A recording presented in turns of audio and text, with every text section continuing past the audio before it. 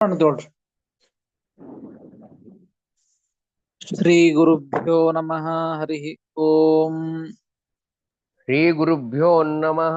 ಹರಿ ಓಂ. ನಾರಾಯಣಾಯ ಪರಿಪೂರ್ಣ ಗುಣಾರ್ಣವಾಯ ನಾರಾಯಣಾಯ ಪರಿಪೂರ್ಣ ಗುಣಾರ್ಣವಾಯ ವಿಶ್ವೋದಯ ಸ್ಥಿತಿಲಯೋನ್ನಿಯತಿಪ್ರದಾಯ ವಿಶ್ವೋದಯ ಸ್ಥಿತಿ ಲಯ ನಿಯತಿ ಪ್ರದಾಯ ಜ್ಞಾನಪ್ರದಾಯ ವಿಬುಧಾಸುರ ಸೌಖ್ಯ ದುಃಖ ಜ್ಞಾನಪ್ರದಾಯ ವಿಬುಧಾಸುರ ಸೌಖ್ಯ ದುಃಖ ಸತ್ಕಾರಣಾಯ ವಿತತಾಯ ನಮೋ ನಮಸ್ತೆ. ಸತ್ಕಾರಣಾಯ ವಿತತಾಯ ನಮೋ ನಮಸ್ತೆ. ಅಶೇಷವಾಗ್ಜಾಡ್ಯಮಲಾಪಹಂತ್ರಿ ಅಶೇಷ ವಾಗ್ಜಾಡ್ಯಮಲಾಪಹಂತ್ರಿ ನವಂ ನವಂ ಸ್ಪಷ್ಟ ಸುವಾಕ್ಪ್ರದಾಯಿನಿ ನವಂ ನವಂ ಸ್ಪಷ್ಟ ಸುವಾಕ್ಪ್ರದಾಯಿನಿ ಮಮೇಹ ಜಿಹ್ವಾಗ್ರಸುರಂಗನರ್ತಕೀ ಮಮೇಹ ಜಿಹ್ವಾಗ್ರ ಸುರಂಗ ನರ್ತಕೀ ಭವ ಪ್ರಸನ್ನಾ ವದನೆ ಚ ಮೇ ಶ್ರೀಃ. ಭವ ಪ್ರಸನ್ನ ವದನೆ ಚ ಮೇ ಶ್ರೀಃ. ಅಭ್ರಮಂ ಭಂಗರಹಿತಂ ಅಜಡಂ ವಿಮಲಂ ಸದಾ ಅಭ್ರಮಂ ಭಂಗರಹಿತಂ ಅಜಡಂ ವಿಮಲಂ ಸದಾ ಆನಂದತೀರ್ಥಮತುಲಂ ಭಜೆ ತಾಪತ್ರಯಾಪಹಂ. ಆನಂದತೀರ್ಥಮತುಲಂ ಭಜೆ ತಾಪತ್ರಯಾಪಹಂ. ಯಸ್ಯ ವಾಕ್ ಕಾಮಧೇನುರ್ನಃ ಕಾಮಿತಾರ್ಥಾನ್ ಪ್ರಯಚ್ಛತಿ ಯಸ್ಯ ವಾಕ್ಕಾಮಧೇನುರ್ನಃ ಕಾಮಿತಾರ್ಥಾನ್ ಪ್ರಯಚ್ಛತಿ ಸೇವೇತಂ ಜಯ ಯೋಗೀಂದ್ರಂ ಕಾಮಬಾಣಚ್ಛಿದಂ ಸದಾ ಸೇವೇತಂ ಜಯ ಯೋಗೀಂದ್ರಂ ಕಾಮಬಾಣಚ್ಛಿದಂ ಸದಾ ಪೂಜ್ಯಾಯ ರಾಘವೇಂದ್ರಾಯ ಸತ್ಯಧರ್ಮರತಾಯ ಚ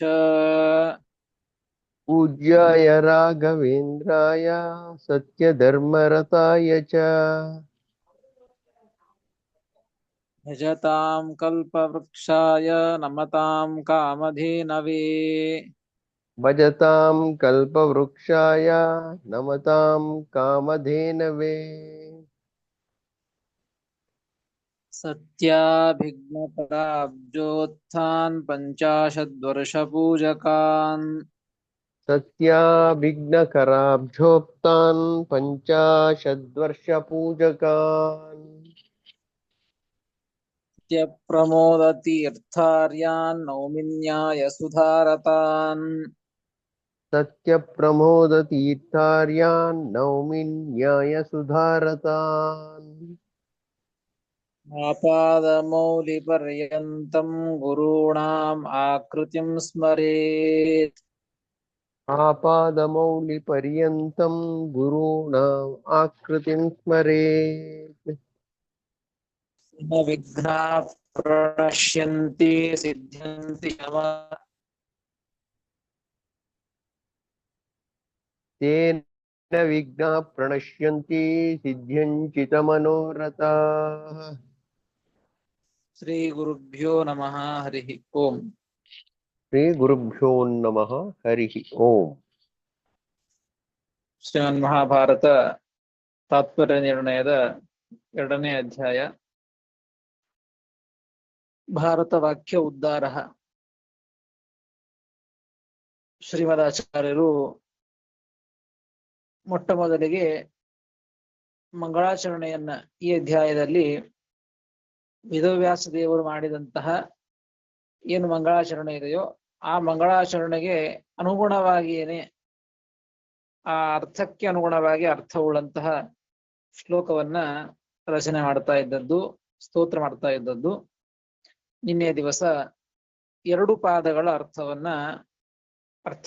ಅರ್ಥಗಳ ಜೊತೆಗೆ ವೇದವ್ಯಾಸ ದೇವರು ಯಾವ ಶಬ್ದವನ್ನ ಆಡಿದ್ದು, ಶ್ರೀಮದಾಚಾರ್ಯರು ಅದನ್ನ ಯಾವ ಶಬ್ದದಿಂದ ವ್ಯಾಖ್ಯಾನ ಮಾಡಿ ತಿಳಿಸಿಕೊಟ್ಟದ್ದು ಎಂಬುದನ್ನ ತಿಳಿದುಕೊಂಡಿದ್ದೇವೆ.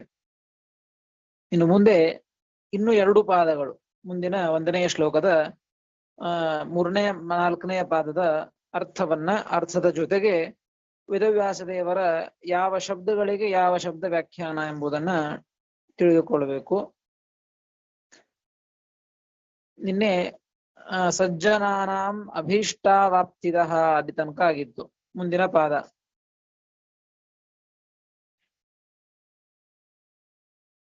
ನಿಖಿಲ ಗುಣಗಣಾರ್ಣ ಅಂತ ಶ್ರೀಮದಾಚ ನಿಖಿಲ ಗುಣಗಣಾರ್ಣೋ ನಿತ್ಯ ನಿರ್ಮುಕ್ತ ದೋಷಃ ಸರಸಜನಯನೋಸೌ ಶ್ರೀಪತಿರ್ ಮಾನದೋನಃ. ಇಲ್ಲಿ ನಿಖಿಲ ಗುಣಗಣಾರ್ಣ ಅಂತ ಶ್ರೀಮದಾಚಾರ್ಯರು ಪ್ರಯೋಗ ಮಾಡಿದ್ದು. ಅಂದ್ರೆ ನಿಖಿಲ ಅಂದ್ರೆ ಅಖಿಲ ಅಂತ ಅರ್ಥ, ಎಲ್ಲ ಅಂತ ಅರ್ಥ. ಎಲ್ಲ ಗುಣಗಣಾರ್ಣ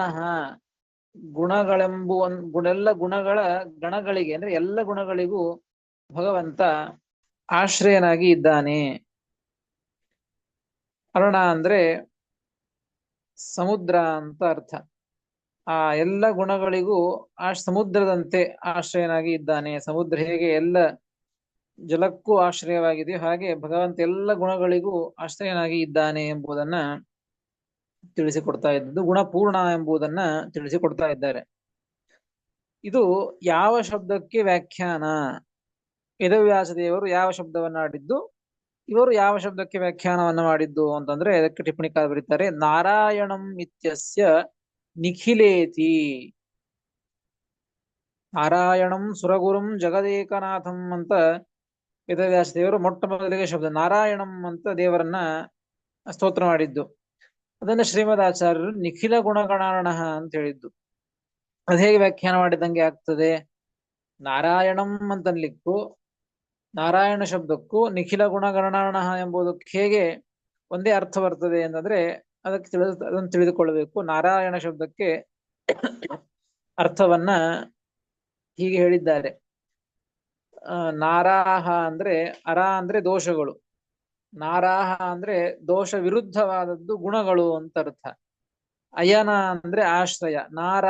ಅಯನ ನಾರಾಯಣ ಅಂತ ಶಬ್ದ ಇದೆ. ಹೀಗಾಗಿ ಅಂದ್ರೆ ಗುಣಗಳು, ಅದಕ್ಕೆ ಆಶ್ರಯ ಅಂತ ನಾರಾಯಣ ಶಬ್ದದ ಅರ್ಥ. ಗುಣಗಳಿಗೆ ಆಶ್ರಯ, ದೋಷ ದೂರ ಅಂತ ಗುಣಗಳಿಗೆ ಆಶ್ರಯ ಅಂತ ಈ ರೀತಿಯಾಗಿ ನಾರಾಯಣ ಶಬ್ದದ ಅರ್ಥ ಇದ್ದದ್ದು.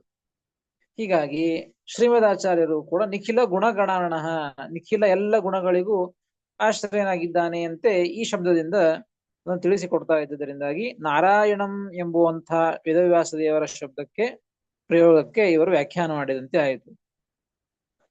ಇನ್ನು ಮುಂದಿನ ಶಬ್ದ ನಿತ್ಯ ನಿರ್ಮುಕ್ತ ದೋಷ.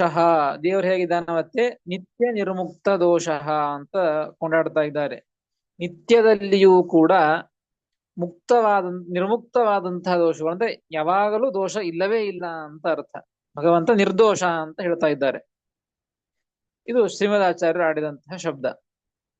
ವೇದವ್ಯಾಸ ದೇವರು ಏನು ಆಡಿದ್ದಾರೆ ಅಂದ್ರೆ ನಾರಾಯಣಂ ನಾರಾಯಣಂ ಸುರಗುರುಂ ಜಗದೇಕನಾಥಂ ಭಕ್ತಪ್ರಿಯಂ ಸಕಲಲೋಕ ನಮಸ್ಕೃತಂಚ ತ್ರೈಗುಣ್ಯವರ್ಜಿತಂ ಅಂತ ಪ್ರಯೋಗ ಮಾಡಿದ್ದಾರೆ ವೇದವ್ಯಾಸ ದೇವರು. ತ್ರೈಗುಣ್ಯವರ್ಜಿತಂ, ತ್ರಿಗುಣಗಳು, ಆ ತ್ರಿಗುಣಗಳಿಂದ ಆಗುವಂತಹದ ಒಂದು ಕಾರ್ಯದಿಂದ ಭಗವಂತ ವರ್ಜಿತ ಅಂದ್ರೆ ನೋಡಿ, ಯಾವುದೇ ಒಂದು ದೋಷ ಇದೆ ಅಂದ್ರೆ ಅದು ಈ ತ್ರಿಗುಣಗಳಿಂದ ಬಂದದ್ದು. ಸಾತ್ವಿಕ, ರಾಜಸ, ತಾಮಸ ಇವುಗಳಿಂದಲೇನೆ ದೋಷಗಳು ಇರ್ತವೆ. ಹೀಗಾಗಿ ಭಗವಂತನ ಒಂದು ಸ್ವರೂಪ ಭಗವಂತ ಹೇಗಿದ್ದಾನೆ ಅಂದ್ರೆ ತ್ರೈಗುಣ್ಯ ವರ್ಜಿತಂ. ಈ ಮೂರು ಗುಣಗಳಿಂದ ಕಾರ್ಯ ಆಗಬೇಕಲ್ಲ, ಆ ಕಾರ್ಯದಿಂದ ವರ್ಜಿತನಾಗಿದ್ದಾನೆ ಅಂದ್ರೆ ದೋಷ ದೂರನಾಗಿದ್ದಾನೆ ಅಂತ ಅದಕ್ಕೆ ಅರ್ಥ. ಹೀಗಾಗಿ ವೇದವ್ಯಾಸ ದೇವರು ಇದನ್ನ ಆಡಿದ್ದು. ಶ್ರೀಮದಾಚಾರ್ಯರು ನಿತ್ಯ ನಿರ್ಮುಕ್ತ ದೋಷ ಅಂತ ಈ ರೀತಿಯಾಗಿ ಅದೇ ಶಬ್ದದ ಅರ್ಥವನ್ನೇ ವ್ಯಾಖ್ಯಾನ ಮಾಡಿದಂತೆ ಈ ಪ್ರಯೋಗವನ್ನ ಮಾಡಿದ್ದಾರೆ. ಯಾಕೆ ಅಂತ ಒಂದು ಟಿಪ್ಪಣಿಕಾರ ಬರೀತಾರೆ, ಅದಕ್ಕೂ ಇದಕ್ಕೆ ಹೇಗೆ ವ್ಯಾಖ್ಯಾನ ಕೂಡುತ್ತದೆ ಅಂತಂತ ನೋಡಿ. ತ್ರಿಗುಣವತಃ ಏವ ದೋಷಿತ್ವಾತ್, ತ್ರೈಗುಣ್ಯ ವರ್ಜಿತಂ ದೇವರನ್ನ ಕರೆದದ್ದು. ಯಾಕೆ ಹೇಗೆ ಅಂತಂದ್ರೆ ತ್ರಿಗುಣವತಃ ಏವ ದೋಷಿತ್ವಾತ್, ಯಾರಿಗೆ ತ್ರಿಗುಣಗಳಿರ್ತಾವೋ, ಯಾರು ತ್ರಿಗುಣಗಳನ್ನು ಉಳ್ಳವರಾಗಿರ್ತಾರೋ, ಸಾತ್ವಿಕ, ರಾಜಸ, ತಾಮಸ ಗುಣಗಳುಳ್ಳವರಾಗಿರ್ತಾರೋ ಅಂಥವರೇ ದೋಷಿಗಳಾಗಿರ್ತಾರೆ. ಹೀಗಾಗಿ ಭಗವಂತ ಇವುಗಳಿಂದ ವರ್ಜಿತ ಅಂತಂದ್ರೆ ದೋಷ ಇಲ್ಲ ಅಂತ ಈ ರೀತಿಯಾಗಿ ಹೇಳದಂತೆ ಆಗ್ತದೆ. ಅದನ್ನೇ ಶ್ರೀಮದಾಚಾರ್ಯರು ನಿತ್ಯ ನಿರ್ಮುಕ್ತ ದೋಷ ಅಂತ ಪ್ರಯೋಗ ಮಾಡಿದ್ದು. ಇನ್ನು ಮುಂದಿನ ಶಬ್ದ ಸರಸಿಜ ನಯನಃ ಅಂತ ಶ್ರೀಮದಾಚಾರ್ಯರು ಪ್ರಯೋಗ ಮಾಡಿದ್ದಾರೆ. ಭಗವಂತ ಹೇಗಿದ್ದಾನೆ ಅಂದ್ರೆ ಮತ್ತೆ ಸರಸಿಜ ನಯನಃ. ಸರಸಿಜ ಅಂದ್ರೆ ಕಮಲ, ಸರಸಿ ಅಂದ್ರೆ ಸರೋವರದಲ್ಲಿ ಹುಟ್ಟುವಂತಹದ್ದು ಯಾವುದಪ್ಪ ಅಂದ್ರೆ ಕಮಲ. ಆ ಕಮಲದಂತೆ ನಯನ, ಕಣ್ಣುಗಳು ಉಳ್ಳವ ಭಗವಂತ. ಅಂದ್ರೆ ಅಷ್ಟು ಆ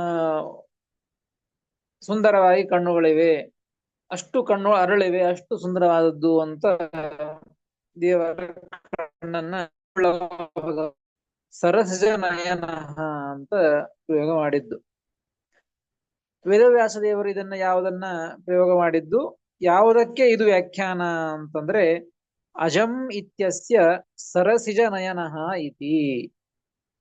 ಶ್ರೀ ವೇದವ್ಯಾಸ ದೇವರು ನಾರಾಯಣಂ ಸುರಗುರುಂ ಜಗದೇಕನಾಥಂ ಭಕ್ತಪ್ರಿಯಂ ಸಕಲಲೋಕ ನಮಸ್ಕೃತಂಚ ತ್ರೈಗುಣ್ಯವರ್ಜಿತಂ ಅಜಂ ಅಂತ ಇದ್ದಾರೆ. ತ್ರೈಗುಣ್ಯವರ್ಜಿತಂ ಆದ್ಮೇಲೆ ಅಜಂ ವಿಭುಮಾದ್ಯಮೀಶಂ ಅಂತ ಪ್ರಯೋಗ ಮಾಡಿದ್ದಾರೆ. ಅಜಂ ಅಂತ ಪ್ರಯೋಗ ಮಾಡಿದ್ದಾರೆ.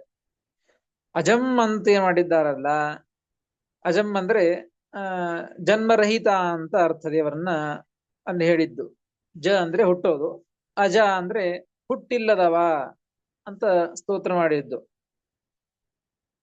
ಅದಕ್ಕೆ ಇದು ವ್ಯಾಖ್ಯಾನ ಅಂತ ಹೇಳ್ತಾ ಇದ್ದಾರೆ. ಸರಸಿಜ ನಯನಃ, ಕಮಲದಂತೆ ಕಣ್ಣುಳ್ಳವ ಅಂತ ಇದೇನ್ ಅರ್ಥ ಹೇಳ್ತಾ ಇದ್ದಾರೋ ಅಜಂ ಎಂಬುದಕ್ಕೆ ವ್ಯಾಖ್ಯಾನ.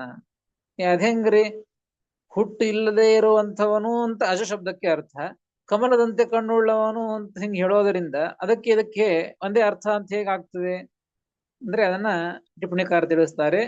ಸಂಬಂಧ ಇದೆ, ಒಂದೇ ಅರ್ಥವೇ ಅದೇ ಅರ್ಥವನ್ನೇ ತಿಳಿಸಿಕೊಡ್ತಾ ಇದೆ ಅಂತ ಹೇಳ್ತಾರೆ. ಯಾಕೆ ಅಂದ್ರೆ ಸರ್ವದ ಉತ್ಫುಲ್ಲ ಅರವಿಂದ ನಯನಸ್ಯ ಜನನರಹಿತಸ್ಯೈವ ಸಂಭವಾತ್.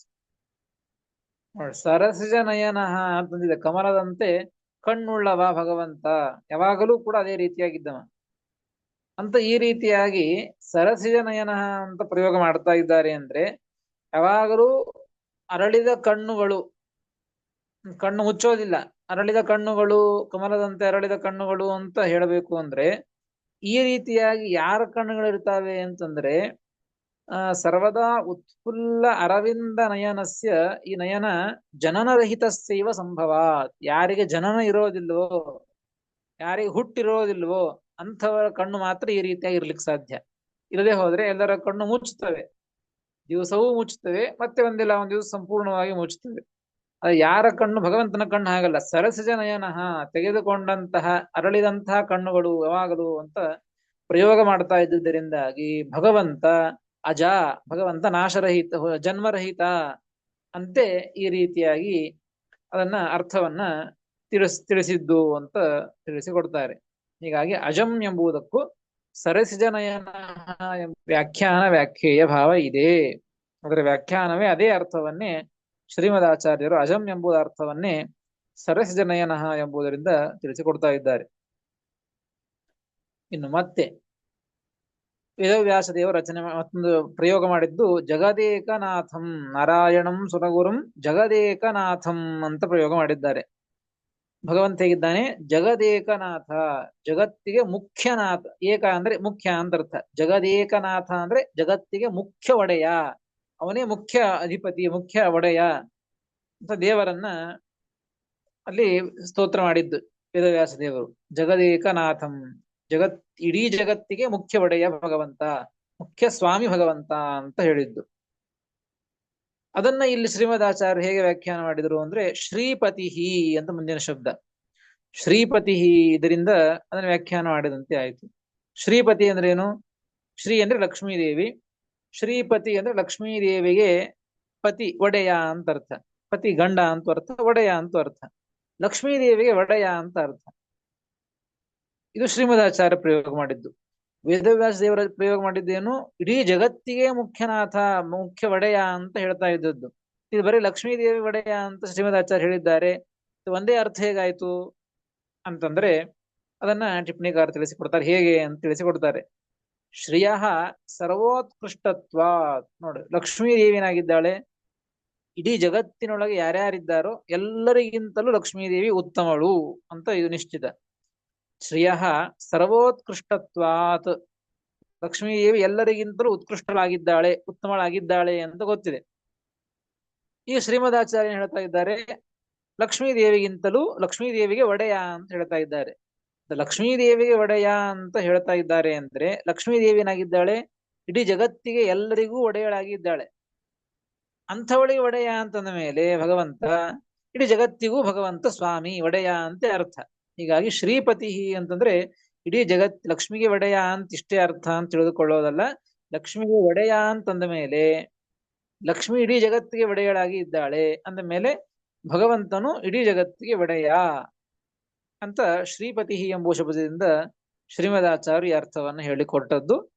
ವೇದವ್ಯಾಸದೇವರು ಕೂಡ ಜಗದೇಕನಾಥಂ ಅಂತ ಈ ಶಬ್ದವನ್ನ ಪ್ರಯೋಗ ಮಾಡಿದ್ದು. ಹೀಗಾಗಿ ಜಗದೇಕನಾಥಂ ಎಂಬುವಂತಹ ವೇದವ್ಯಾಸದೇವರ ಈ ಶಬ್ದಕ್ಕೆ, ಈ ಪ್ರಯೋಗಕ್ಕೆ ಶ್ರೀಪತಿ ಎಂಬುವಂತಹ ಶ್ರೀಮದಾಚಾರ್ಯರ ಈ ಪ್ರಯೋಗ ಇದು ವ್ಯಾಖ್ಯಾನ ರೂಪವಾದದ್ದು ಎಂಬುದಾಗಿ ತಿಳಿದುಕೊಳ್ಬೇಕು. ಅದೇ ಅರ್ಥವನ್ನೇ ಹೇಳಿಕೊಳ್ಳದ್ದು.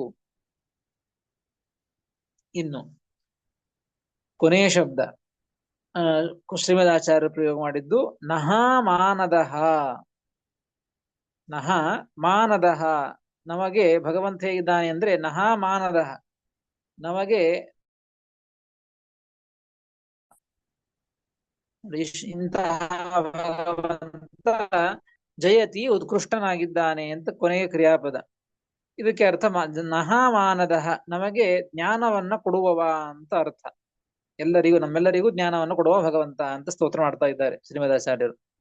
ಇದು ಯಾವುದಕ್ಕೆ ವ್ಯಾಖ್ಯಾನ ಅಂತಂದ್ರೆ ವೇದವ್ಯಾಸ ದೇವರು ಆದ್ಯಂ ಅಂತ ಪ್ರಯೋಗ ಮಾಡಿದ್ದಾರೆ. ನಾರಾಯಣಂ ಸುರಗುರುಂ ಜಗದೇಕನಾಥಂ ಭಕ್ತಪ್ರಿಯಂ ಸಕಲ ಲೋಕ ನಮಸ್ಕೃತಂಚ ತ್ರೈಗುಣ್ಯವರ್ಜಿತಮಜಂ ವಿಭುಮಾದ್ಯಮೀಶಂ ಅಂತಿದೆ. ವಿಭುಂ ಆದ್ಯಂ ಅಂತ ಶಬ್ದ ಇದೆ. ಆದ್ಯಂ ಅಂತ ಪ್ರಯೋಗ ಮಾಡಿದ್ದಾರೆ. ಇದಕ್ಕೆ ನಹಾಮಾನರಹ ಎಂಬುದು ಒಂದು ವ್ಯಾಖ್ಯಾನ. ಅದೇ ಅರ್ಥವನ್ನೇ ತಿಳಿಸಿಕೊಡ್ತಾ ಇದ್ದಾರೆ. ಅದೇ ಹೇಗ್ರಿ, ಆದ್ಯ ಅಂದ್ರೆ ಮೊದಲಿಗ ಅಂತ ಅರ್ಥ. ನಹಾಮಾನದ ಅಂದ್ರೆ ನಮಗೆಲ್ಲರಿಗೂ ಜ್ಞಾನವನ್ನು ಕೊಡುವವ ಅಂತ ಅರ್ಥ. ಮತ್ತೆ ಅದಕ್ಕೆ ಮೊದಲಿಗ ಅನ್ನೋದಕ್ಕೂ ನಮಗೆ ಜ್ಞಾನವನ್ನು ಕೊಡುವವ ಅನ್ನೋದಕ್ಕೂ ಹೇಗೆ ಒಂದೇ ಅರ್ಥ ಅಂತಂದ್ರೆ ಒಂದೇ ಅರ್ಥ ಇದೆ ಅಂತ ತಿಳಿಸಿಕೊಡ್ತಾರೆ. ಹೇಗೆ ಅಂತಂದ್ರೆ ಆದ್ಯ ಬ್ರಹ್ಮಣ, ಶ್ರೀ ವೇದವ್ಯಾಸದೇವ ರಚನೆ ಪ್ರಯೋಗ ಮಾಡಿದ್ದೇನು ಆದ್ಯಂ ಅಂತ ಹೇಳಿದ್ದಾರೆ. ಆದ್ಯಂ ಅಂತಂದ್ರೆ ಆದ್ಯ ಬ್ರಹ್ಮಣ ಜ್ಞಾನದತ್ವಾತ್ ಆದ್ಯಂ ಇತಿ ಜ್ಞೇಯಂ. ನೋಡ್ರಿ, ಭಗವಂತನ ಆದ್ಯ ಅಂತ ಯಾಕೆ ಕರೆದದ್ದು ಅಂದ್ರೆ ಹುಟ್ಟಿದಂಥವರೊಳಗೆ ಬ್ರಹ್ಮದೇವರು ಮೊದಲಿಗೆ ಹುಟ್ಟಿದವರು. ಅಂತಹ ಬ್ರಹ್ಮದೇವರಿಗೆ ಮೊಟ್ಟ ಮೊದಲಿಗೆ ಜ್ಞಾನವನ್ನು ಉಪದೇಶ ಮಾಡಿದವ ಭಗವಂತ. ಜ್ಞಾನದತ್ವಾತ್ ಆದ್ಯತ್ವಂ, ಮೊಟ್ಟ ಮೊದಲಿಗೆ ಜ್ಞಾನವನ್ನ ಬ್ರಹ್ಮದೇವರಿಗೆ ಭಗವಂತ ಕೊಟ್ಟದ್ದು. ಹೀಗಾಗಿ ಮೊಟ್ಟ ಮೊದಲಿಗೆ ಬ್ರಹ್ಮದೇವರಿಗೆ ಜ್ಞಾನವನ್ನ ಕೊಟ್ಟಿದ್ದರಿಂದಾಗಿ ಭಗವಂತನನ್ನ ಆದ್ಯ ಅಂತ ಕರೆದದ್ದು. ಹಾಗಾದರೆ ಆದ್ಯ ಅಂತ ವೇದವ್ಯಾಸದೇವ ರಚನೆ ಪ್ರಯೋಗ ಮಾಡಿದ್ದು. ಆದ್ಯ ಅಂದ್ರೆ ಏನು? ಮೊಟ್ಟ ಮೊದಲಿಗೆ ಬ್ರಹ್ಮದೇವರಿಗೆ ಜ್ಞಾನವನ್ನು ಕೊಟ್ಟವ, ಬ್ರಹ್ಮದೇವರ ಮುಖಾಂತರವಾಗಿ ಇಡೀ ಜಗತ್ತಿಗೆ ಜ್ಞಾನವನ್ನು ಉಪದೇಶ ಮಾಡಿದವ ಭಗವಂತ. ಹೀಗಾಗಿ ಆದ್ಯ ಭಗವಂತ. ವೇದವ್ಯಾಸದೇವ ರಚನೆ ಮಾಡಿದ್ದು, ಇದು ಪ್ರಯೋಗ ಮಾಡಿದ್ದು. ಶ್ರೀಮದಾಚಾರ್ಯ ಹೇಳ್ತಾ ಇದ್ದದ್ದೇನು? ನಹ ಮಾನದಹ ಅಂತ ಹೇಳ್ತಾ ಇದ್ದಾರೆ, ನಮಗೆ ಜ್ಞಾನವನ್ನ ಕೊಡುವವ. ಮತ್ತು ವೇದವ್ಯಾಸದೇವರು ಅದನ್ನೇ ಪ್ರಯೋಗ ಮಾಡಿದ್ದು, ಅದೇ ಅರ್ಥವನ್ನು ಹೇಳ್ತಾ ಇದ್ದದ್ದು. ಶ್ರೀಮದಾಚಾರ್ಯರು ಕೂಡ ಅದೇ ಅರ್ಥವನ್ನೇ ಈ ರೀತಿಯಾಗಿ ಹೇಳ್ತಾ ಇದ್ದದ್ದು. ಹೀಗಾಗಿ ಆದ್ಯಂ ಎಂಬುವಂತಹ ಶಬ್ದಕ್ಕೆ ನಹ ಮಾನದಹ ಎಂಬುವಂತಹ ಶಬ್ದ ಇದು ವ್ಯಾಖ್ಯಾನ ಎಂಬುದಾಗಿ ಈ ರೀತಿಯಾಗಿ ತಿಳಿದುಕೊಳ್ಳಬೇಕು. ಹೀಗಾಗಿ ಇಡೀ ಶ್ಲೋಕ ಜಯತಿ ಹರಿರಚಿಂತ್ಯ ಸರ್ವದೇವೈಕ ವಂದ್ಯ ಎಂಬುವಂತಹ ಈ ದ್ವಿತೀಯಾಧ್ಯಾಯದ ಮೊದಲನೆಯ ಶ್ಲೋಕ ವೇದವ್ಯಾಸದೇವರು ರಚನೆ ಮಾಡಿದಂತಹ ನಾರಾಯಣಂ ಸುರಗುರುಂ ಜಗದೇಕನಾಥಂ ಮಹಾಭಾರತದ ಈ ಮಂಗಳಾಚರಣೆ ಶ್ಲೋಕದ ವ್ಯಾಖ್ಯಾನ ರೂಪವೇ ಇದು ಅಂತ ಈ ರೀತಿಯಾಗಿ ಟಿಪ್ಪಣಿಕಾರರು ಅದನ್ನ ತಿಳಿಸಿಕೊಟ್ಟಿದ್ದಾರೆ. ಯದ್ವಾ ಮತ್ತೊಂದು ರೀತಿಯಿಂದ ತಿಳಿಸ್ತಾರೆ. ಮತ್ತೊಂದು ರೀತಿಯಿಂದ ಈ ಶ್ಲೋಕಕ್ಕೆ ಅವತಾರಕ್ಕೆ ಏನ್ ಕೊಡ್ತಾ ಇದ್ದಾರೆ ಟಿಪ್ಪಣಿಕಾರರು? ಪ್ರಕರಣ ಭೇದಾತ್ ಪ್ರಕರಣಾದೋ ಸ್ತುತಿ ರೂಪಂ ಮಂಗಳಂ ಆಚರತಿ. ಪ್ರಕರಣ ಭೇದ, ಇದು ದ್ವಿತೀಯಾಧ್ಯಾಯ. ಒಂದನೇ ಅಧ್ಯಾಯ ಮುಗಿದೋಯ್ತು, ಎರಡನೇ ಅಧ್ಯಾಯ ಇದೊಂದು ಪ್ರಕರಣ ಬೇರೆ ಅಂತ. ಆದ್ದರಿಂದ ಅದಕ್ಕೆ ಸ್ತುತಿ ರೂಪಂ, ಭಗವಂತನ ಸ್ತೋತ್ರ ರೂಪವಾದಂತಹ ಮಂಗಳಾಚರಣೆಯನ್ನ ಮಾಡ್ತಾ ಇದ್ದಾರೆ ಅಂತ ಹೀಗೂ ಹೀಗೂ ಈ ಶ್ಲೋಕಕ್ಕೆ ಅವತಾರಿಕೆಯನ್ನ ಕೊಡ್ತಾ ಇದ್ದಾರೆ. ನಾರಾಯಣಂ ದಯತಿ ಹರಿರ ಚಿಂತ್ಯ ಎಂಬುದಾಗಿ. ಹೀಗೆ ಇದಕ್ಕೆ ಅರ್ಥವನ್ನ ಟಿಪ್ಪಣಿಕಾರರು ಬರೀತಾರೆ. ಇಷ್ಟೊತ್ತು ನಾವು ತಿಳಿದುಕೊಂಡದ್ದು ವೇದವ್ಯಾಸದೇವರ ಪ್ರಯೋಗಕ್ಕೂ ಶ್ರೀಮದಾಚಾರ್ಯರು ಪ್ರಯೋಗ ಮಾಡಿದ್ದಕ್ಕೂ ಒಂದೇ ಅರ್ಥ ಇದೆ, ವ್ಯಾಖ್ಯೇಯ ಭಾವ ಇದೆ ಎಂಬುದನ್ನ ತಿಳಿಸಿಕೊಟ್ಟದ್ದು. ಇಷ್ಟು ತಿಳಿಸಿ ಶ್ಲೋಕದ ಅರ್ಥವನ್ನ ತಿಳಿಸ್ತಾರೆ. ಶ್ಲೋಕದ ಅರ್ಥ ಆಗಿದೆ ಹಿಂದೆ, ಮತ್ತೊಂದು ಬಾರಿ ಅದನ್ನ ಸ್ಪಷ್ಟತೆಗಾಗಿ ಅದನ್ನು ತಿಳಿಸಿಕೊಡ್ತಾರೆ. ಅಸೌ ಹರಿಹಿ ಹರತಿ ಪಾಪಂ ಇತಿ ಪ್ರತಿಬಂಧಕ ಪಾಪನಾಶಕಃ. ಅಜಯತಿ ಹರಿಹಿ ಅಂತಿದೆ, ಹರಿಹಿ ಜಯತಿ ಅಂತ ಅನ್ವಯ ಮಾಡಿಕೊಳ್ಳಬೇಕು. ಹರಿಹಿ ಅಂದ್ರೆ ಹರತಿ ಪಾಪಂ ಇತಿ, ಎಲ್ಲ ಜನರ, ಸಜ್ಜನರ, ಭಕ್ತಜನರ ಪಾಪವನ್ನ ಹರಣ ಮಾಡ್ತಾನೆ. ಪ್ರತಿಬಂಧಕ ಪಾಪನಾಶಕಃ, ಮೋಕ್ಷಕ್ಕೆ ಪ್ರತಿಬಂಧಕವಾದಂತಹ ಪಾಪಗಳನ್ನು ನಾಶ ಮಾಡ್ತಾನೆ ಭಗವಂತ. ಅದಕ್ಕೆ ಭಗವಂತ ಹರಿ ಅಂತ ಈ ರೀತಿಯಾಗಿ ತಿಳಿಸಿಕೊಡ್ತಾ ಇದ್ದಾರೆ. ಇಂತಹ ಹರಿ ಭಗವಂತ ಜಯತಿ, ಉತ್ಕೃಷ್ಟನಾಗಿದ್ದಾನೆ, ಉತ್ಕೃಷ್ಟ ವರ್ತತೆ. ಉತ್ಕೃಷ್ಟಾರ್ಥಕ ಜಯೇ ಅಕರ್ಮಕತ್ವಾತ್ ಕರ್ಮ ಅಕಥನಂ ಉತ್ಕರ್ಷಬೋಧಕಾನಿ ಸರ್ವಾಣಿ ವಿಶೇಷಣಾನಿ ಸರ್ವೈಃ ದೇವೈಃ ಮುಖ್ಯತಯಾ ವಂದ್ಯಃ. ಇಷ್ಟು ಅರ್ಥವನ್ನು ಹೇಳಿದ್ದು. ಹರಿಹಿ ಜಯತಿ, ಇಂತಹ ಭಗವಂತ ಉತ್ಕೃಷ್ಟನಾಗಿದ್ದಾನೆ.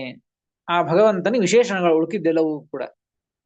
ಆ ಹರಿ ಹೇಗಿದ್ದಾನೆ ಅಂತಂದ್ರೆ ಅಚಿಂತ್ಯ, ಅಚಿಂತ್ಯ, ಯಾರಿಗೂ ಕೂಡ, ಯಾರ ಮನಸ್ಸಿಗೂ ಯಾರಿಗೂ ಕೂಡ ಅಷ್ಟು ಸುಲಭವಾಗಿ ಗೋಚರನಾಗೋದಿಲ್ಲ ಭಗವಂತ. ಅಚಿಂತ್ಯ, ಅಷ್ಟು ತಿಳಿಯೋದಿಲ್ಲ. ಲಕ್ಷ್ಮೀ ದೇವಿಗೇನೆ ಸಂಪೂರ್ಣವಾಗಿ ಭಗವಂತ ತಿಳಿದಿಲ್ಲ. ಅನಾದಿ ಕಾಲದಿಂದ ಅನಂತ ಕಾಲದವರೆಗೆ ಲಕ್ಷ್ಮೀದೇವಿ ಎಣಿಸ್ತಾ, ಅವನ ಭಗವಂತನ ಗುಣಗಳನ್ನ ಎಣಿಸ್ತಾ ಇದ್ರು, ಭಗವಂತನ ಬಗ್ಗೆ ತಿಳಿತಾ ಇದ್ರು ಕೂಡ ಕೇವಲ ಭಗವಂತನ ಪಾದದ ಊರಿನ ತುದಿಯಷ್ಟು ಮಾತ್ರ ಲಕ್ಷ್ಮೀದೇವಿ ಗುಣಗಳ ಚಿಂತನೆಯನ್ನು ಮಾಡಿದ್ದಾಳೆ ಅಂತಂದ ಮೇಲೆ ಉಳಿದವರಿಗೆ ಹೇಗೆ ಭಗವಂತ ತಿಳಿಯಲಿಕ್ಕೆ ಸಾಧ್ಯ? ಹೀಗಾಗಿ ಭಗವಂತ ಅಚಿಂತ್ಯ ಅಂತ ಹೇಳಿದ್ದು. ಹರಿಹಿ ಅಚಿಂತ್ಯ, ಹರಿ ಭಗವಂತ ಉತ್ಕೃಷ್ಟನಾಗಿದ್ದಾನೆ ಅಂತ ಹೇಳ್ತಾ ಇದ್ದಾರಲ್ಲ, ಆ ಭಗವಂತ ಹೇಗಿದ್ದಾನೆ ಅಂದ್ರೆ ಅಚಿಂತ್ಯನಾಗಿ ಇದ್ದಾನೆ. ಮತ್ತು ಸರ್ವದೇವೈಕ ವಂದ್ಯ, ಸರ್ವದೇವೈಹಿ ಮುಖ್ಯತಯ ವಂದ್ಯ, ಎಲ್ಲ ದೇವತೆಗಳಿಂದ ಮತ್ತು ಎಲ್ಲ ಜಗತ್ತಿನಿಂದಲೂ ಕೂಡ ಮುಖ್ಯವಾಗಿ ವಂದ್ಯನಾದವನು, ನಮಸ್ಕೃತನಾದವನು ಭಗವಂತ ಈ ಹರಿಯಾಗಿದ್ದಾನೆ. ಮತ್ತು ಪರಮ ಗುರುಹು, ಮತ್ತೆ ಭಗವಂತ ಹೇಗಿದ್ದಾನೆ ಅಂದ್ರೆ ಪರಮ ಗುರುಹು, ಪರಮಸ್ಯ ಬ್ರಹ್ಮಣ ಗುರು ಉಪದೇಷ್ಟ. ಪರಮಸ್ಯ ಉತ್ತಮರಾದಂತಹ ಬ್ರಹ್ಮದೇವ, ಪರಮಸ್ಯ ಎಂಬುದಕ್ಕೆ ಉತ್ತಮರಾದವರು ಬ್ರಹ್ಮದೇವರು. ಆ ಬ್ರಹ್ಮದೇವರಿಗೆ ಗುರುಹು ಉಪದೇಷ್ಟನಾಗಿದ್ದಾನೆ ಭಗವಂತ. ಅಂದ್ರೆ ಭಗವಂತ ಆಗ ಹೇಳಿದಂತೆ ಬ್ರಹ್ಮದೇವರೇ ಮೊಟ್ಟ ಮೊದಲಿಗೆ ಉಪದೇಶವನ್ನು ಮಾಡಿದವನು. ಹೀಗಾಗಿ ಪರಮ ಗುರುಹು ಭಗವಂತ. ಮತ್ತು ಅಭೀಷ್ಟಾವಾಪ್ತಿದ ಸಜ್ಜನಾನಾಂ, ಸಜ್ಜನಾನಾಂ ಅಭೀಷ್ಟಾವಾಪ್ತಿದ, ಸಜ್ಜನರಿಗೆ ಅಭೀಷ್ಟವಾದದ್ದನ್ನ ಭಗವಂತ ಕೊಡುವವ. ಮತ್ತು ನಿಖಿಲ ಗುಣಗಣಾರ್ಣಃ, ನಿಖಿಲಾಹ ಅಂದ್ರೆ ಪೂರ್ಣಾಹ ಅಂತರ್ಥ. ತೇ ಗುಣಾಶ್ಚ ತೇಷಾಂ ಗಣಾಹ ಸಮೂಹಾಹ. ನಿಖಿಲವಾದಂತಹ ಪೂರ್ಣವಾದಂತಹ ಗುಣಗಳು, ಬರೀ ಪೂರ್ಣವಾದಂತಹ ಗುಣ ಒಂದಲ್ಲ, ಆ ಗುಣಗಳ ಸಮೂಹ ಇವೆ. ಆ ಸಮೂಹಕ್ಕೆ ಭಗವಂತ ತೈಹಿ ಅರ್ಣಃ ಸಮುದ್ರ ಇವ ಸಮುದ್ರ, ಸಮುದ್ರದಂತೆ ಇದ್ದಾನೆ, ಎಲ್ಲದಕ್ಕೂ ಆಶ್ರಯ ಇದ್ದಾನೆ ಅಂತರ್ಥ. ಎಲ್ಲ ಪೂರ್ಣವಾದಂತಹ ಗುಣಗಳಿಗೆ ಅಷ್ಟೇ ಅಲ್ಲ, ಪೂರ್ಣವಾದ ಗುಣಗಳ ಸಮೂಹಕ್ಕೆ ಭಗವಂತ ಆಶ್ರಯನಾಗಿ ಇದ್ದಾನೆ. ಮತ್ತು ಇಲ್ಲಿ ತತಃ ಮತ್ವರ್ಥೆ ತದ್ಧಿತಾಹ ಇತಿ ಡಪ್ರತ್ಯಯ ಇತಿ ಋಗ್ಭಾಷ್ಯ ಟೀಕೋಕ್ತೇಃ. ಇನ್ನು ಮುಂದೆ ಸರಸಿಜ ನಯನಃ, ಇನ್ನು ನಿತ್ಯ ನಿರ್ಮುಕ್ತ ದೋಷ. ಭಗವಂತ ಹೇಗಿದ್ದಾನೆ ಅಂದ್ರೆ ನಿತ್ಯದಲ್ಲಿಯೂ ಕೂಡ ಮುಕ್ತವಾದಂತಹ ದೋಷವುಳ್ಳವ, ಅಂದ್ರೆ ನಿತ್ಯವಾದಂತಹ ದೋಷವುಳ್ಳವ ಅಂದ್ರೆ ಮುಕ್ತವಾದ ದೋಷವುಳ್ಳವ ಅಂದ್ರೆ ನಿತ್ಯದಲ್ಲಿಯೂ ದೋಷರಹಿತ ಅಂತ ಅರ್ಥ. ಮುಂದೆ ಸರಸಿಜ ನಯನಃ ಅಂತಿದೆ. ಸರಸಿಜ ನಯನಃ ಇತಿ ಪ್ರಸಾದೋನ್ಮುಖ ಇತಿ ಧ್ವನಯತಿ. ಭಗವಂತ ಹೇಗಿದ್ದಾನೆ ಅಂದ್ರೆ ಸರಸಿಜ ನಯನಃ, ಅರಳಿದ ಕಣ್ಣುಗಳುಳ್ಳವ ಅಂತ ಹೇಳ್ತಾ ಇದ್ದಾರೆ. ಹೀಗೆ ಹೇಳ್ತಾ ಇದ್ದಾರೆ ಅಂತಂದ್ರೆ ಭಗವಂತ ಪ್ರಸಾದೋನ್ಮುಖ, ಯಾರು ಕಣ್ಣು ಅರಳಿಕೊಂಡಿರ್ತದಲ್ಲ ಅವರು ಮತ್ತೊಬ್ಬರನ್ನ ಆ ಕಣ್ಣಿನಿಂದ ನೋಡ್ತಾ ಇದ್ದಾರೆ ಅಂದ್ರೆ ಅವರ ಮೇಲೆ ಅನುಗ್ರಹವನ್ನ ಮಾಡ್ತಾ ಇದ್ದಾರೆ ಅಂತ ಅರ್ಥ. ಹೀಗಾಗಿ ಭಗವಂತ ಸರಸ್ಯನಯನಃ ಅಂತ ಹೇಳೋದ್ರಿಂದ ಪ್ರಸಾದೋನ್ಮುಖ, ಪ್ರಸಾದ ಅನುಗ್ರಹವನ್ನ ಕೊಡುವ ಮುಖವುಳ್ಳವನಾಗಿದ್ದಾನೆ ಅಂತ ತಿಳಿದು ಬರುತ್ತದೆ. ಹಾಗಿದ್ದಾನೆ ಭಗವಂತ. ಮಾನಂ ಸಚ್ಚಾಸ್ತ್ರಂ ತದ್ದಾತಿ ಉಪದಿಶತೀತಿ ಮಾನದಃ. ಮುಂದೆ ಶ್ರೀಪತಿ ಲಕ್ಷ್ಮೀಪತಿ, ಲಕ್ಷ್ಮಿಗೆ ಒಡೆಯ ಅಂತ ಇಡೀ ಜಗತ್ತಿಗೆ ಒಡೆಯ, ಮತ್ತು ಮಾನದಃ, ಮಾನದಃ ಅಂತ ಹೇಳೋದ್ರಿಂದ ಮಾನಂ ಅಂದ್ರೆ ಸಚ್ಚಾಸ್ತ್ರಂ, ತದ್ದದಾತಿ ಉಪದಿಶತಿ, ಸಚ್ಚಾಸ್ತ್ರವನ್ನು ಉಪದೇಶ ಮಾಡ್ತಾನೆ ಭಗವಂತ ನಮ್ಮೆಲ್ಲರಿಗೂ ಕೂಡ. ಅದಕ್ಕೆ ಮಾನದಃ ಅಂತ ದೇವರನ್ನ ಕರೆದದ್ದು. ಹೀಗೆ ಈ ಶ್ಲೋಕದ ಅರ್ಥ. ಇಂತಹ ಭಗವಂತ, ಇಂತಹ ಹರಿ ಜಯತಿ, ಉತ್ಕೃಷ್ಟನಾಗಿ ಇದ್ದಾನೆ, ಜಯಿಸುತ್ತಾನೆ, ಜಯಶೀಲನಾಗಿದ್ದಾನೆ ಅಂತ ಈ ಮೊದಲನೆಯ ಶ್ಲೋಕದ ಅರ್ಥ. ಅಥವಾ ಅಂತ ಮತ್ತೊಂದು ಬರೀತಾರೆ, ನಿಖಿಲೇತಿ ನಿತ್ಯೇತಿ ಪರಮೇತಿ ಅಭೀಷ್ಟೇತಿ ಅಧ್ಯಾಯ ಚತುಷ್ಟಯಾರ್ಥಂ. ಇಲ್ಲಿ ಕೆಲವು ಶಬ್ದಗಳನ್ನು ಪ್ರಯೋಗ ಮಾಡಿದ್ದಾರೆ ಶ್ರೀಮದಾಚಾರ್ಯರು. ಇದರಿಂದ 4 ಅಧ್ಯಾಯಗಳು, ಏನು ಬ್ರಹ್ಮಸೂತ್ರ ಇದೆಯಲ್ಲ, ಆ ಬ್ರಹ್ಮಸೂತ್ರಗಳ 4 ಅಧ್ಯಾಯಗಳು, ಆ 4 ಅಧ್ಯಾಯಗಳ ಅರ್ಥದ ಸಾರವನ್ನ 4 ಶಬ್ದಗಳಿಂದ ಈ ಶ್ಲೋಕದಲ್ಲಿ ತಿಳಿಸ್ತಾ ಇದ್ದಾರೆ ಅಂತ ಹೇಳ್ತಾ ಇದ್ದಾರೆ. ನಿಖಿಲೇತಿ ಎಂಬುದರಿಂದ, ನಿಖಿಲ ಗುಣಗಣಾರ್ಣ ಎಂಬುದರಿಂದ ಮೊದಲನೇ ಅಧ್ಯಾಯ, ನಿತ್ಯ ನಿರ್ಮುಕ್ತ ದೋಷ ಎಂಬುದರಿಂದ 2ನೇ ಅಧ್ಯಾಯ, ಸಮನ್ವಯಾಧ್ಯಾಯ, ಅವಿರೋಧಾಧ್ಯಾಯ, ದೋಷರಹಿತ ಅಂದ್ರೆ ಯಾವ ವಿರೋಧ ಇಲ್ಲ ಅಂತ ಆ ಅವಿರೋಧಾಧ್ಯಾಯವನ್ನ ತಿಳಿಸಿಕೊಡ್ತಾ ಇದ್ದಾರೆ. ಪರಮೇತಿ, ಪರಮ ಗುರುಹು ಅಂತನ್ನೋದರಿಂದ 3ನೇ ಅಧ್ಯಾಯ, ಸಾಧನಾಧ್ಯಾಯವನ್ನ ಇದರಿಂದ ಅರ್ಥವನ್ನು ತಿಳಿಸಿಕೊಡ್ತಾ ಇದ್ದಾರೆ. ಅಭೀಷ್ಟೇತಿ, ಅಭೀಷ್ಟಾವಾಪ್ತಿದ ಸಜ್ಜನಾನ 4ನೇ ಅಧ್ಯಾಯ, ಅದು ಫಲಾಧ್ಯಾಯ ಅಂತ ಕರೆದದ್ದು. ಹೀಗಾಗಿ 4ನೇ ಬ್ರಹ್ಮಸೂತ್ರ ಫಲಾಧ್ಯಾಯ ಅಂತ ಕರೆದಿದ್ದರಿಂದ ಅಭೀಷ್ಟಾವಾಪ್ತಿದ ಸಜ್ಜನಾನ ಅಂದ್ರೆ ಸಜ್ಜನರಿಗೆ ಅಭೀಷ್ಟವನ್ನು ಕೊಡ್ತಾನೆ ಅಂದ್ರೆ ಮೋಕ್ಷವನ್ನು ಕೊಡ್ತಾನೆ, ಫಲವನ್ನ, ಮೋಕ್ಷನೇ ಫಲ. ಹೀಗಾಗಿ ಈ ಶಬ್ದದಿಂದ 4ನೇ ಅಧ್ಯಾಯವನ್ನ ಅಧ್ಯಾಯ ಚತುಷ್ಟಯಾರ್ಥಂ, ಹೀಗೆ 4 ಅಧ್ಯಾಯಗಳ ಅರ್ಥವನ್ನು ಕೂಡ ಸಂಕ್ಷಿಪ್ತವಾಗಿ ಇಲ್ಲಿ ಈ ಶಬ್ದಗಳಿಂದ ತಿಳಿಸಿಕೊಟ್ಟಿದ್ದಾರೆ ಅಂತ ವ್ಯಾಖ್ಯಾನಕಾರ ತಿಳಿಸಿಕೊಡ್ತಾರೆ. ಸರ್ವೇತಿ ವಿಶಿಷ್ಟತ್ವಂ ಸರಸಿಜೇತ್ಯಾದಿ ತ್ರಿಭಿಃ ಹರಿಹೀತಿ ದ್ವಾಭ್ಯಾಂ ಇಷ್ಟತ್ವಂ ಪ್ರತಿಪಾದ್ಯತ್ವಂ ಚ ಆಹ. ಸರಸಿಜ ಇತ್ಯಾದಿ ತ್ರಿಭಿಃ, ಸರಸಿಜನಯನೋಸೌ ಶ್ರೀಪತಿ ಮಾನದಃ, ಈ 3 ಪದಗಳಿಂದ ಭಗವಂತ ಮತ್ತು ದ್ವಾಭ್ಯಾಂ ಇಷ್ಟತ್ವಂ ಪ್ರತಿಪಾದ್ಯತ್ವಂ ಚ ಆಹ, ಹರಿಹಿ ಅಚಿಂತ್ಯ, ಈ 2 ಶಬ್ದಗಳಿಂದ, ಒಟ್ಟು 5 ಶಬ್ದಗಳಿಂದ ಭಗವಂತ ಎಲ್ಲರಿಗೂ ಇಷ್ಟನಾಗಿದ್ದಾನೆ ಮತ್ತು ಈ ಗ್ರಂಥದಿಂದ ಪ್ರತಿಪಾದ್ಯನಾಗಿದ್ದಾನೆ ಎಂಬುವಂತ ಅರ್ಥವನ್ನು ಕೂಡ ಈ ಶಬ್ದಗಳಿಂದ ತಿಳಿಸಿಕೊಡ್ತಾ ಇದ್ದಾರೆ. ಯದ್ವಾ, ಮತ್ತೊಂದು ರೀತಿಯಿಂದ ಅರ್ಥವನ್ನು ತಿಳಿಸ್ತಾರೆ. ಪೂರ್ವಾರ್ಧಸ್ಥ ವಿಶೇಷಣಾನಾಂ ಉತ್ತರಾರ್ಧಸ್ಥ ವಿಶೇಷಣಾನಾಂ ಉಪಪಾದಕಾನಿ. ಈ ಮೊದಲನೇ 2 ಪಾದಗಳು, ಜಯತಿ ಹರಿರಚಿಂತ್ಯ ಸರ್ವದೇವೈಕ ವಂದ್ಯ 1ನೇ ಪಾದ, ಪರಮಗುರುರಭೀಷ್ಟಾವಾಪ್ಚಿತ ಸಜ್ಜನಾನಾಂ 2ನೇ ಪಾದ. ಈ 2 ಪಾದಗಳು ಏನದನ್ನು ಪೂರ್ವಾರ್ಧ ಅಂತ ಕರೆದದ್ದು. ಈ ಪೂರ್ವಾರ್ಧಗಳಲ್ಲಿ ಏನು ವಿಶೇಷಣಗಳನ್ನು ಹೇಳಿದ್ದಾರಲ್ಲ, ಈ ವಿಶೇಷಣಗಳಿಗೆ ಉತ್ತರಾರ್ಧಗಳು ಅಂದ್ರೆ ನಿಖಿಲ ಗುಣಗಣಾಣೋ ನಿತ್ಯ ನಿರ್ಮುಕ್ತ ದೋಷ ಈ ಪಾದ, ಸರಸಜನಯನೋಸೌ ಶ್ರೀಪತಿರ್ ಮಾನದೋನಃ ಎಂಬುವಂತಹ ಈ ಪಾದ, ಇವು ಆ ಮೊದಲಿಗೆ ಹೇಳಿದಂತಹ ಅರ್ಥಗಳಿಗೆ ಉಪಪಾದಕ. ಹಿಂಗ್ ಹೇಳ್ಬೇಕಂದ್ರೆ ಹಿಂಗ್ ಇದ್ದದ್ದಕ್ಕೆ ಹಿಂಗ್ ಹೇಳಿದ್ದು ಅಂತ ಅನ್ಲಿಕ್ಕೆ ಅದನ್ನು ಉಪಪಾದಕ ಅಂತ ಹೇಗೆ ಅಂತ ಕೊಡ್ತಾರೆ, ಕೆಲವೊಂದು ವಿಶೇಷಣಗಳನ್ನು ತಿಳಿಸಿಕೊಡ್ತಾರೆ. ಬಹುಗುಣ ಅಚಿಂತ್ಯತ್ವ, ನೋಡಿ ಮೊದಲ 2 ಪಾದಗಳಿಗೆ ಇನ್ನೆರಡು ಪಾದಗಳು ಉಪಪಾದಕ ಅಂತ ಹೇಳ್ತಾ ಇದ್ದಾರೆ. ತಿಳಿಸ್ತಾರೆ 3ನೇ ಪಾದದಲ್ಲಿ ನಿಖಿಲ ಗುಣಗಣಾಣ ಅಂತಿದೆ. ಭಗವಂತನನ್ನು ಮೊದಲನೇ ಪಾದದಲ್ಲಿ ಅಚಿಂತ್ಯ ಅಂತ ಕರೆದಾರೆ. ಭಗವಂತ ತಿಳಿದುಕೊಳ್ಳಿಕ್ಕೆ, ವಿಚಾರ ಮಾಡಿ ತಿಳಿದುಕೊಳ್ಳಿಕ್ಕೆ ಆಗೋದಿಲ್ಲ ಅಂತ ಹೇಳಿದ. ಅಚಿಂತ್ಯ, ಚಿಂತೆಗೆ ನಿಮುಖ ಅಂತ ಹೇಳಿದ್ದಾರೆ. ಅದ್ಯಾಕ್ರಿ ಅದು ಹೇಗೆ ಹೇಳ್ತೀರಿ ಅಂತಂದ್ರೆ ಅದಕ್ಕೆ ಉಪಪಾದಕವಾದದ್ದು ಉತ್ತರಾರ್ಧ ಪಾದಗಳು. ನಿಖಿಲ ಗುಣಗಣನ, ಪೂರ್ಣವಾದಂತಹ ಗುಣಗಣಗಳಿಗೆ ಆಶ್ರಯನಾಗಿ ಇದ್ದಾನೆ ಭಗವಂತ. ಅಂದ್ರೆ ಅನಂತ ಗುಣಗಳಿಗೆ ಭಗವಂತ ಆಶ್ರಯನಾಗಿ ಇದ್ದಾನೆ. ಅದಕ್ಕೆ ಅಚಿಂತ್ಯ ಅಂತ ಹೀಗೆ. ಭಗವಂತ ಅಚಿಂತ್ಯ ಯಾಕೆ ಅಂದ್ರೆ ಅದಕ್ಕೆ ಉಪಪಾದಕ ಏನು, ಉತ್ತರಾರ್ಧದಲ್ಲಿ ನಿಖಿಲ ಗುಣಗಣನ, ಪೂರ್ಣ ಗುಣಗಳಿಗೂ ಎಲ್ಲ ಗುಣಗಳಿಗೂ ಭಗವಂತ ಆಶ್ರಯನಾಗಿದ್ದಾನೆ, ಅನಂತ ಗುಣ ಪೂರ್ಣನಾಗಿದ್ದಾನೆ. ಅದಕ್ಕಾಗಿ ಭಗವಂತನನ್ನ ಅಷ್ಟೂ ಗುಣಗಳನ್ನು ತಿಳಿದುಕೊಳ್ಳಿಕ್ ಬರೋದಿಲ್ಲ. ಅದಕ್ಕೆ ಭಗವಂತ ಅಚಿಂತ್ಯ ಅಂತ ಹೀಗೆ ಉಪಪಾದಕವಾದದ್ದು. ದೋಷರಹಿತಸ್ಯೈವ ಪರದೋಷಹಾರಿತ್ವಾತ್, ದೋಷ ರಹಿತಸ್ಯೈವ ಪರದೋಷಹಾರಿತ್ವಾತ್. ನೋಡಿ, ಒಂದನೇ ಪಾದದಲ್ಲಿ ಹರಿಹಿ ಅಂತ ಹೇಳಿದ್ದಾರೆ. ಹರಿಹಿ ಶಬ್ದಕ್ಕರ್ಥ ಏನು? ಪಾಪಂ ಹರತಿ, ಎಲ್ಲರ ಪಾಪವನ್ನು ಹರಣ ಮಾಡ್ತಾನೆ. ಅದಕ್ಕೆ ಹರಿ ಅಂತ ಕರೆದದ್ದು.